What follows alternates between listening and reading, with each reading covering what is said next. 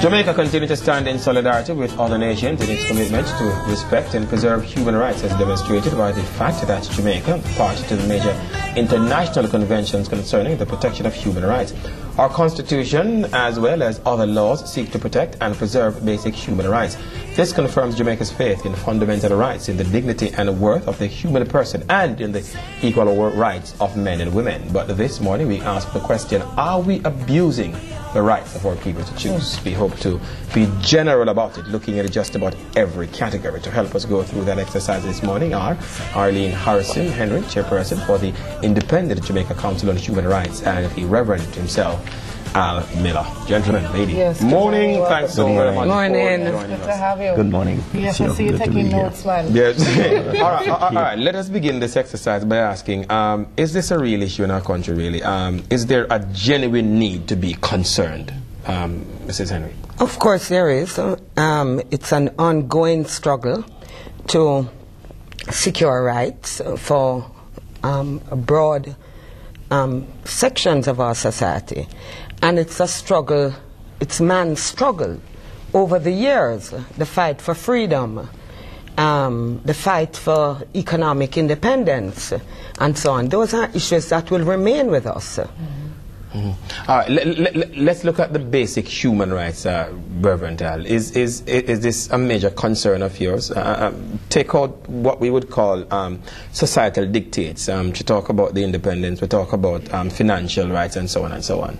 But just look at general right to exist. Yeah, I think it always is an issue of human rights, because from a spiritual standpoint, the selfish, sinful nature of man often will make one think only of themselves and to the detriment of others.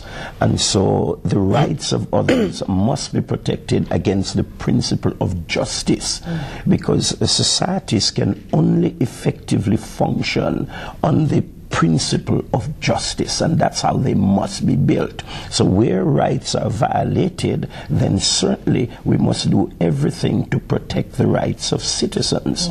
But in our modern world, part of the problem is we have to carefully define rights and what rights we are protecting, because there is a move to talk about rights or protecting rights where if a thing is wrong, and we must begin to make some clear distinctions with what our objectives are, so that we do not mix up apple and oranges, nor do we confuse issues, but certainly rights must be protected, and we must fight for it where it is legitimate. Reverend, you're saying that you must fight for the protection of human rights as long as they're defined as rights by the society. Not things are wrong, that are wrong. But I'm thinking more on the classism level. You have all of us here in Jamaica, we're all basically one color. There's not really a race difference between us, but there are class differences. And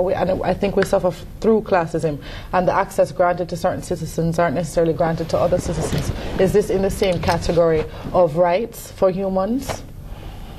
Well, certainly, if you give privileges to one that you don't do to another, that is part of what ought to be from a position of justice, then certainly it's something to be treated. If, as in the old days, whether it is class or color or race, then what about certainly sexual preferences? No, that's a little different, because you have to determine again how you view that rights against what is it something that a right being violated, or a lifestyle that one wants a freedom to exercise? If I may just say something, the question is, who determines what is right? Following on my friend's intervention, who determines what is right? This is something that one has to be very careful of, because certainly in a country like Jamaica, where we have lived through slavery, the church determined that slavery was right. The laws of the land said that slavery was right. So the voice of the persons who could be heard said that was right, and it found justification in law and in society. That was correct. Yeah, but Mrs. Henry, having said that, aren't we far removed from those? Well, let us come from that kind of lifestyle. No, and we guided by societal principles. No, before let us come to something closer. Could I just do? Let me correct something. No, make not up with the load. The church. When we say the church supported slavery, and the church supported, there was something else I heard there. There may be, yes, there have been arms of the church at times where it has said that it's certainly not scriptural, it's not biblical, which informs of the church and its base. And it is that church who fought for the liberation of slavery and got it, predominantly the work of the church, the Christians. So let's not say that we are about rights, but like with everything, there are some folks who are things suit them. Slavery suited some, but that's not the biblical position. In other words, just clarify. In other words, I will go with your clarification. There were sections of the church, powerful sections of the church also found scripture to support slavery. But we don't have to go so far back. Yes. We can look at what we have lived through as young people with Rastafari, where here was a group of young persons coming up in the 70s who were widely discriminated against in Jamaica and viewed with scorn.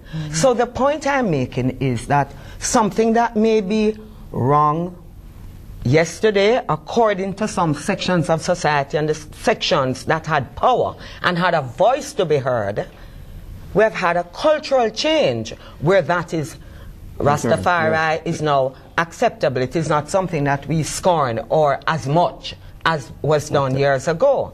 And again, and critical to all of that, it goes back to an earlier point you made, which are the issue. Who determines right or wrong? But that's simple. Who determines right or wrong? But let me just clarify from our perspective. That's an easy question to answer. Which is my point as well. Yeah. So, it's an easy question. Who determines right or wrong? Yes.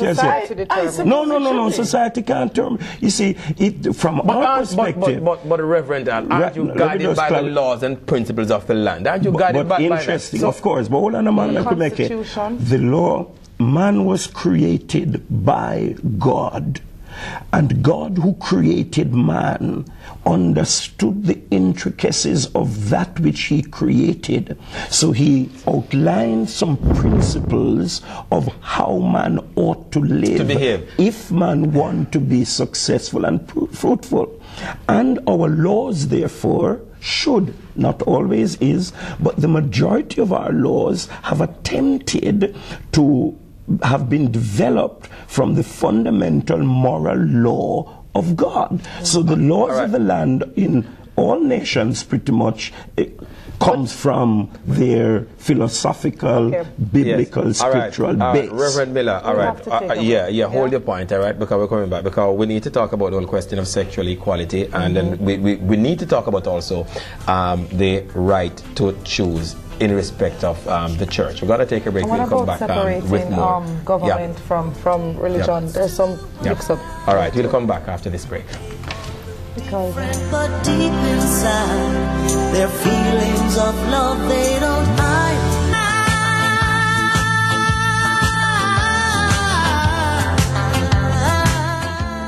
Okay, so we are talking about the rights of human beings, specific to us here in Jamaica and our right to choose. With us, Al Miller, and we have the chairperson of the human rights, on human rights. That's Harrison Henry. All right, just before we went to the break, we were on a rather thorny issue. We were looking at the whole question of the church and its fight against the whole question of apartheid and all of that. But let's talk about the right of an individual.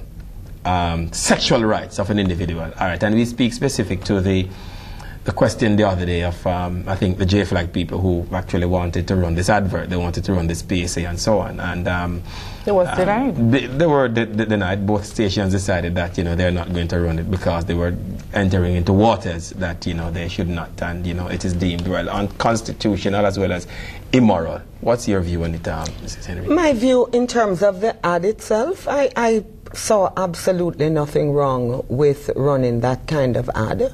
I think that we live in a very homophobic society where violence is something that is seems to be our second nature, and that we need education that many of us share space on this island.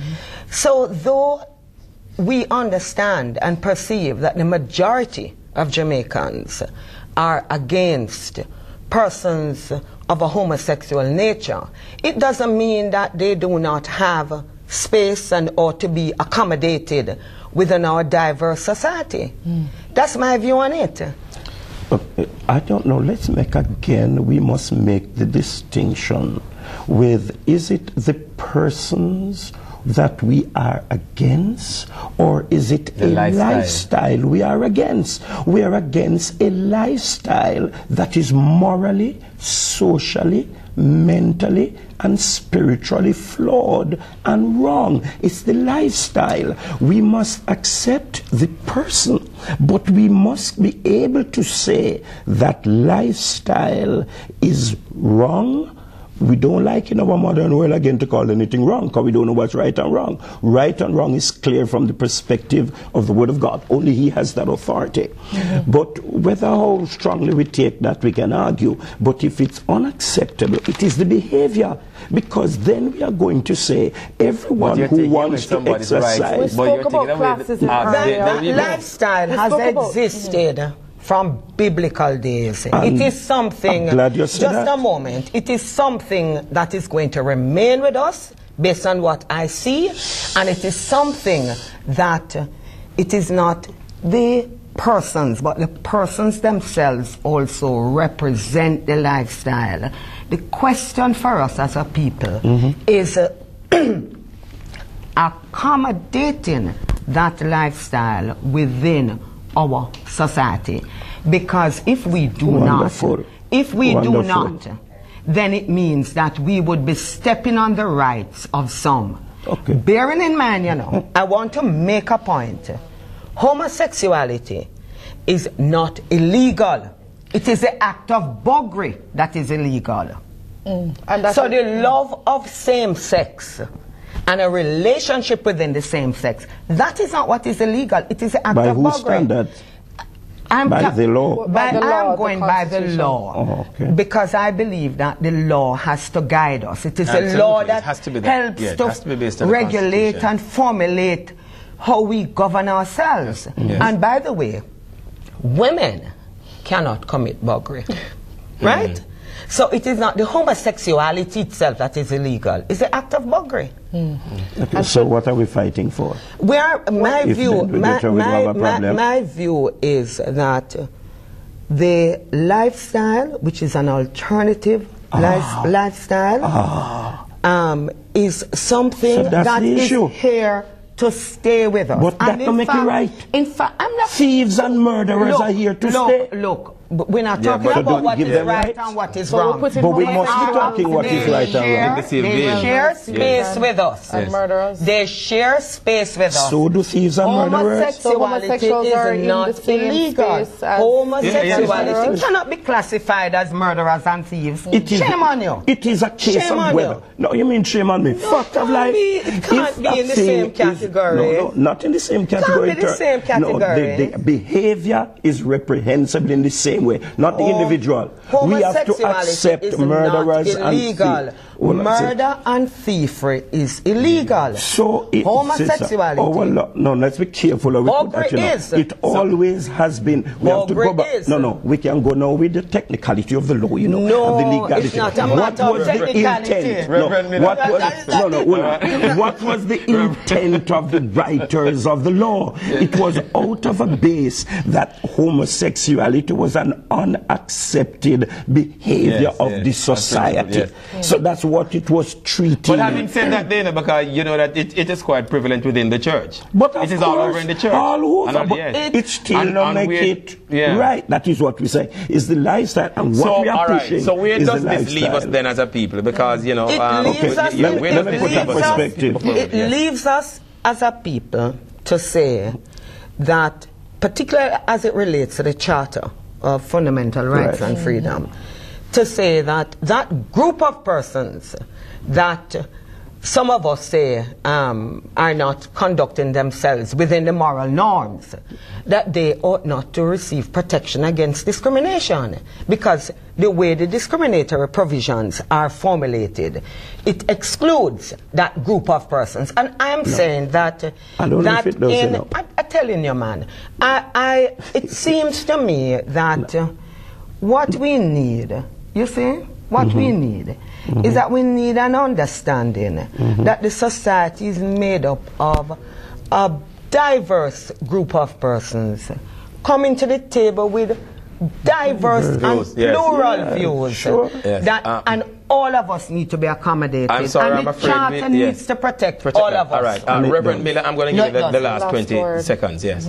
Well, just to say that I understand the argument, and we are into, yes, ensuring the rights of individuals. But a society must set its moral norms and standards, and those norms and standards, therefore, must be adhered to without question. And within that framework, choices, people are free and must always be free to make choices, but choices has consequences, and you cannot therefore enforce the rest of society to accept a lifestyle if that society believes that lifestyle is wrong. You must say to the individual, accept the individual, but let us say, look, we don't believe the lifestyle. And what is being pushed is not tolerance to the thing, is to a lifestyle. We had to extend the segment because we certainly could not cut it at the point. And I wanted to have the last word.